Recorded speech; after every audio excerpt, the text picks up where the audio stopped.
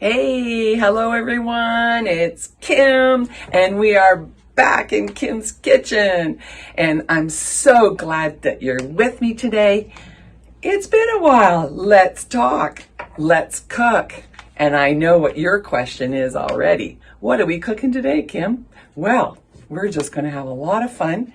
And just before we get started, I want you to like, subscribe, if you haven't already, and leave some comments, follow, and let's get on with this. So today we are going to be cooking cranberries, okay?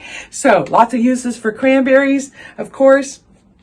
So let's get on with this. Let me let you know right now what you're going to need to cook the cranberries, just like me. Okay, so first of all, I'm going to use a Dutch oven because I want a larger pan. Even though there's not so much cranberries in there, the cranberries tend to pop and they will foam also too. So I'm using a pan with a lid.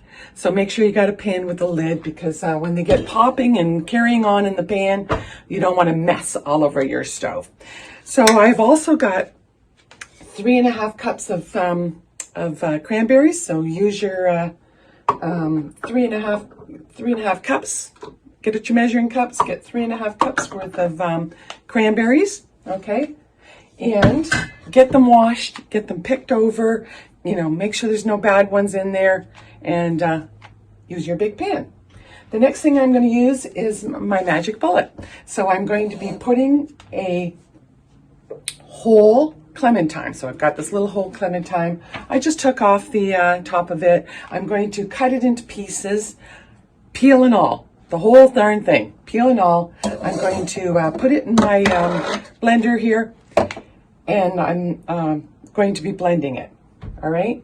So the next thing I've got here is an apple.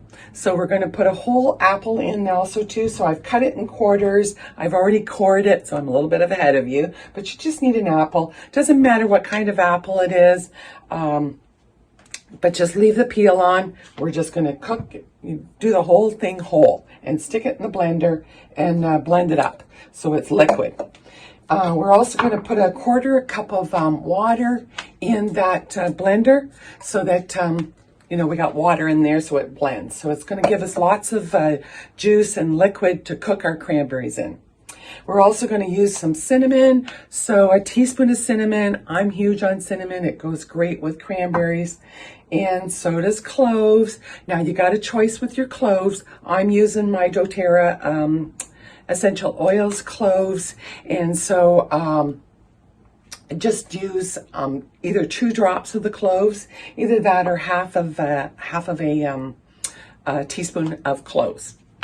The next thing you need is some nutmeg. I love nutmeg with my cranberries, and I usually grate my own. So I've got this little grater, and I've got the little cranberry nut. So I'm going to grate up a half a teaspoon also too of fresh grated nutmeg. Now, if you don't have a fresh little grater, then just buy already grated nutmeg. And you'll need your teaspoon, a half teaspoon, and a full teaspoon measuring spoon. Just put in a dash of salt. We don't need a lot of salt. Just give it a couple shakes. And you know me, I'm always using the pink Himalayan sea salt.